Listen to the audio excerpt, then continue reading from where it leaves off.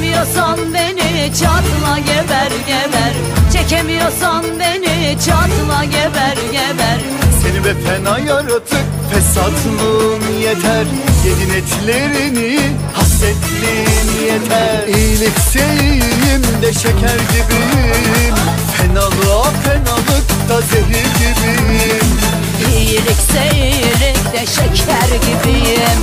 Fenalığa fenalıkta zehir gibiyim. İki yüzlüler, iki yüzlüler, arkamdan konuşmayın iki yüzlüler. İki yüzlüler, iki yüzlüler, arkamdan konuşmayın iki yüzlüler.